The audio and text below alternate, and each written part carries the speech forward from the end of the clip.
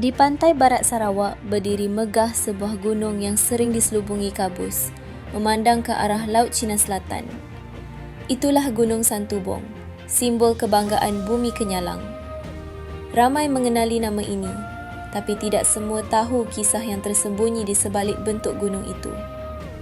Legenda menyebut tentang dua puteri kayangan, Santubong dan Sejinjang, yang kecantikannya tiada tandingan, tetapi akhirnya terperangkap dalam permusuhan yang meranapkan segalanya.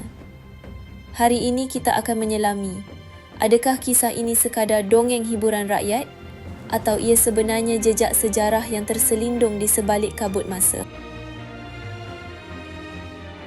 Menurut cerita lisan yang diwariskan turun-temurun oleh masyarakat Melayu Sarawak, dahulu kala, dua puteri kayangan bernama Santubong dan Sejinjang telah turun ke bumi.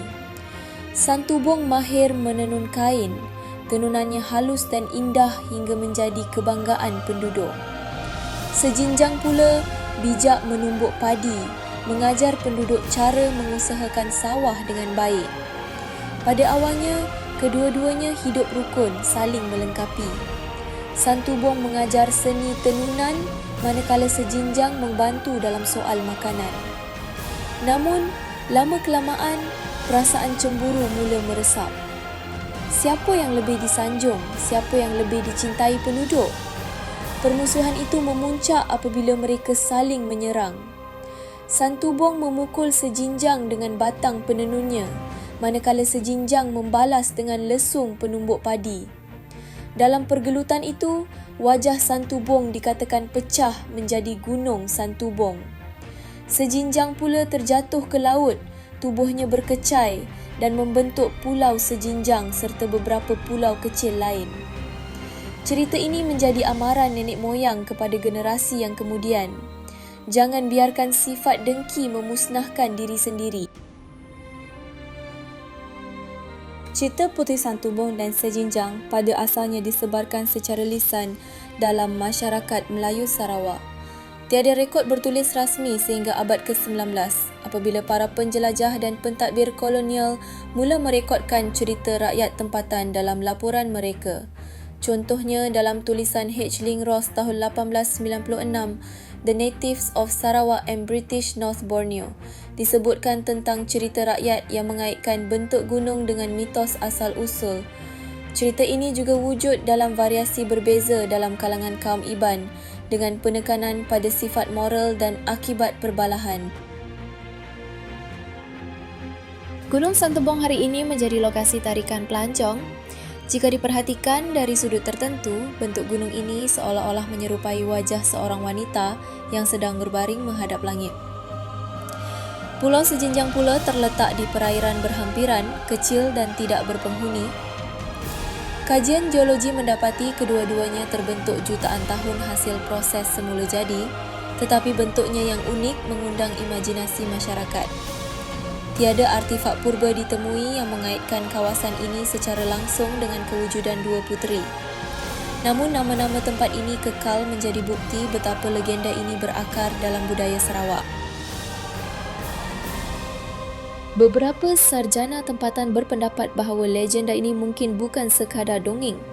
Ada yang mengaitkannya dengan sejarah konflik dua kelompok masyarakat atau dua ketua wilayah wanita pada zaman purba yang kisahnya diabadikan dalam bentuk mitos. Teori ini disokong oleh cara masyarakat lama menyampaikan sejarah melalui cerita alegori yang mudah diingati. Selain itu, ada juga yang berpendapat legenda ini mungkin cerminan kisah migrasi atau pertembungan budaya awal di pesisir Borneo.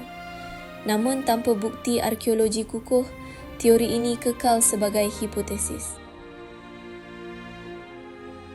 Legenda Puteri Santubong dan Sejinjang mempunyai persamaan dengan mitos dari Nusantara dan dunia. Contohnya, hikayat Puteri Gunung Ledang di Semenanjung yang juga mengangkat watak wanita sebagai pusat cerita. Dan mitos Dewi Sri dalam budaya Jawa yang dikaitkan dengan pertanian. Di peringkat global, banyak budaya menggunakan cerita gunung atau pulau yang asalnya dikatakan manusia untuk menyampaikan nilai moral. seperti legenda Mount Fuji di Jepun atau cerita Medusa dalam mitologi Yunani. Legenda ini bukan sahaja kekal dalam ingatan masyarakat Sarawak, tetapi juga diabadikan dalam lagu rakyat popular Santubong Gunung yang Tinggi, di sana tempat tinggal puteri. Ia menjadi lambang identiti budaya Sarawak, muncul dalam puisi, lukisan, malah menjadi ikon pelancongan negeri itu. Setiap tahun, Gunung Santubong menarik pendaki dan pengunjung yang mahu melihat sendiri wajah puteri yang kononnya terbaring abadi. Legenda Puteri Santubong dan Sejinjang mengingatkan kita bahawa cerita rakyat bukan sekadar hiburan. Ia mungkin menyimpan serpihan sejarah, nilai budaya dan identiti sesuatu bangsa. Mungkinkah ada kebenaran di sebalik dongeng ini? Atau ia hanya kisah untuk menakutkan anak kecil supaya jangan bergaduh? Apa pendapat anda? Kongsi pandangan di ruangan komen. Dan jangan lupa subscribe Rahsia Silam untuk terus bersama kami membongkar sejarah Nusantara yang lama terpendam.